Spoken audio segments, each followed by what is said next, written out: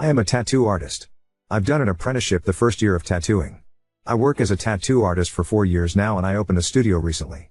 Me and my family are invited to a wedding that is taking place in another state. My cousin is marrying and we got the invitation a few months ago.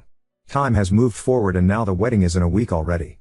Out of the blue my cousin, let's call him Matt, texted me with something along the lines of "You're gonna tattoo me on my wedding day." I was a bit confused as I never even thought of bringing my equipment, since I also didn't plan a guest spot or anything. Guest spot is a tattoo artist working at another studio for a few days or weeks, mostly in a different area to grow the clientele. I jokingly asked if he has a machine, as I still hoped that he wasn't serious. He then just asked if I don't have one, and that one machine wouldn't take up that much space to take with.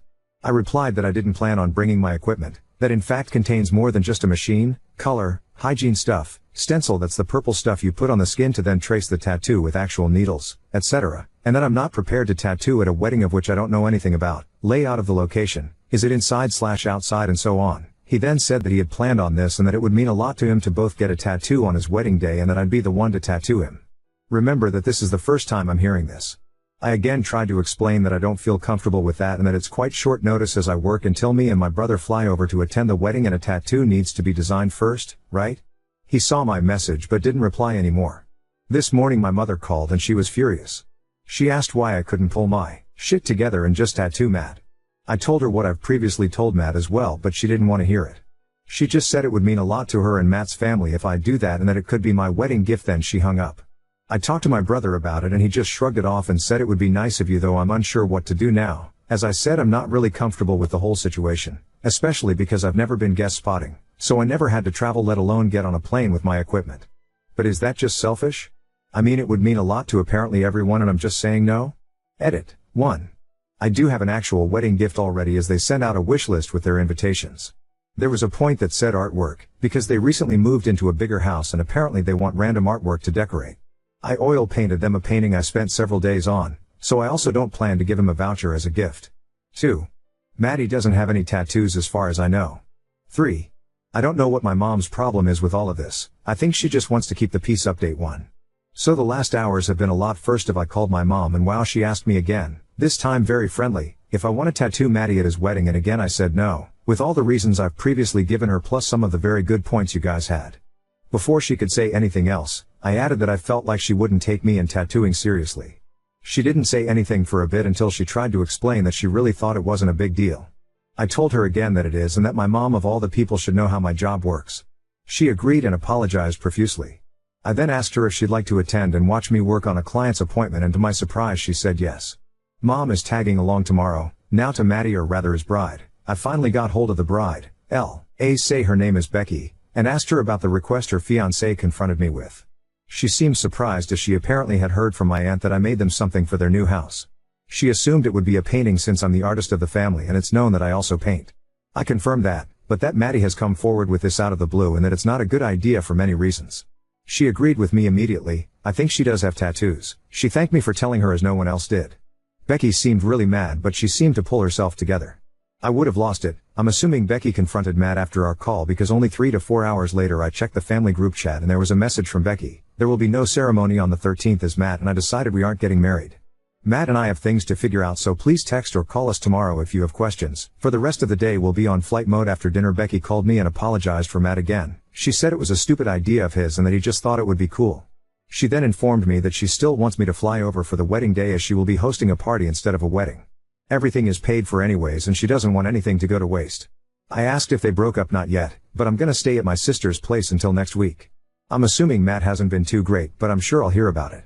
Apparently my brother and my mom aren't invited. Lol. My call must have been the last straw, but as far as I am concerned Becky is handling it gracefully and Matt will be okay too, I'm sure.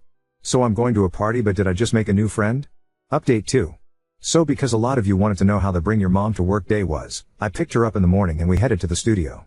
I showed her around, told her a few background stories about some of T. He artworks and photos that are hanging on our walls and explained her my routine as I prepared everything. My client arrived and I handled it like I usually would, just with my mom sitting there. Lol. I explained every step of the process and she also asked me questions about my ink, needles, technique, etc. It was a lot of fun having her around and she really did surprise me with her openness and interest.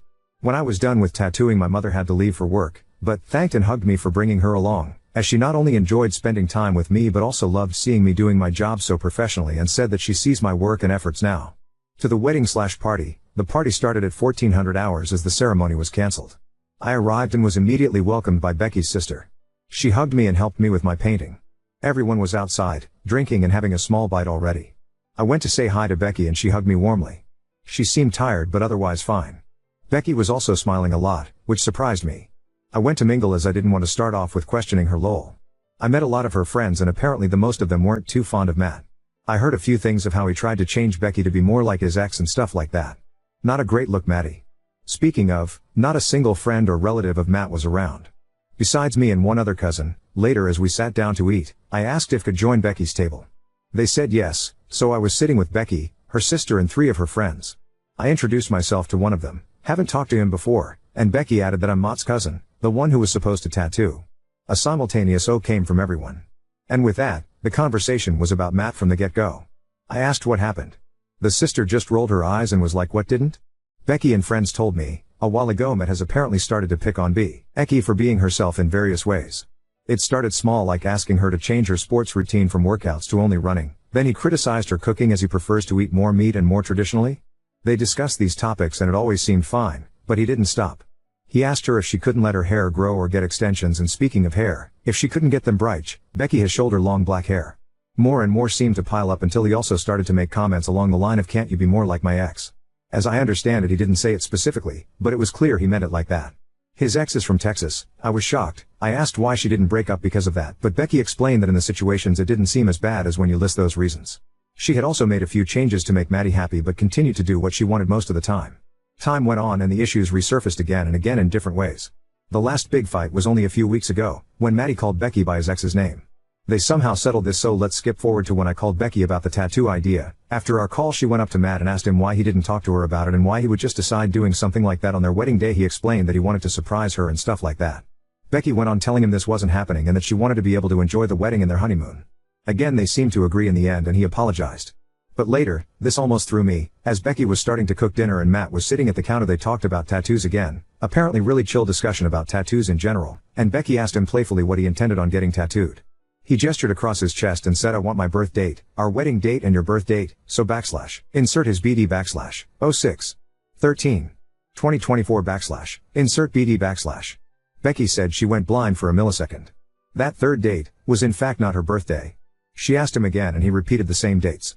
She then said that this isn't her birth date. He persisted that it was and that she should stop trying to fool him. She said she started to cry and ran to get her purse to show him her driver's license. That's when his face slipped.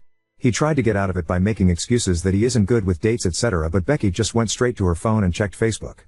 She found his ex's profile showing her birthday. It was the date he would have gotten tattooed on his chest, if I hadn't said no and also called Becky. My dumbass cousin would have ended up with the birthday of his ex-girlfriend next to his wedding date. Becky said he more or less told him it was over and that this is enough. She started to immediately reorganize the whole wedding and honeymoon while kicking him out of the house. A bit later she called me back. She also mentioned that she didn't want to say what happened on the phone as she thought I might tell my family and she really didn't want to hear about it. Fair, I get that. Becky changed the honeymoon booking and is now taking her best friend. Also, if you're wondering, Becky's dad is currently the owner of their house as they agreed to slowly pay him back, due to his financial wealth and stability that made more sense this way. As far as I know Becky is going to stay there. Anyways, that's the tea, folks. This was truly a wild ride and I am pretty sure Becky and I are going to be good friends. We really hit it off. I don't have much dignity left for Matt, so I'm not sure I'll keep the contact at all. P.S. Becky loved my painting. Update 3. First of all, since that question came up a few times, I'm a woman. Well, Becky and her bestie went to Bali as they re-planned. During her vacation we texted quite a bit. Then they came back and we were still texting.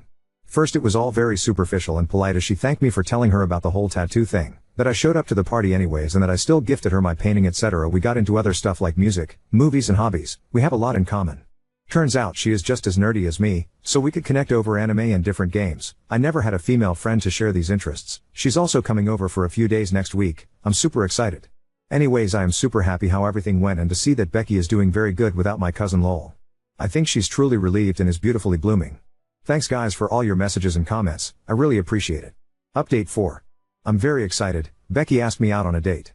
It's only in October as she wants to take it slow and needs more time since the wedding isn't that long ago, but she wanted to make her current feelings clear to me. Now on to second story. Just discovered my fiancé asked to be in a polygamous relationship after spending time with his problematic friends who dislike me. I, 28F, and my fiancé John, 28 male, have been together for, as the title says, about 5 years. To understand the dilemma, I need to give you some background. We both came from very religious backgrounds, though it affected both of us very differently. John became a problem child, running away, causing problems, and eventually finding a crowd his parents would not approve of. Most of the members of this group were a part of the LGBTQ+, smoked pot, engaged in protests and were either atheist, or practiced different religion. Although some of the members since have left, this crowd became his current friend group. I won't go into details about each and every one of them, but the main ringleaders are Alex, 35 NB, and Avery, 33 M. From what I understand, they collected damaged people, as John jokingly said one day, and let them couch surf when things got rough. Alex is some sort of a Nepo baby and Avery works in IT, or something like that. John met them when he was 15. At first, I thought they seemed very cool and couldn't wait to meet them since John equated their relationship to that of a child and a parent, so clearly very important people in his life. But when I finally met them, when we were 21, and in college and home for the summer break, the meeting left me a bit disillusioned.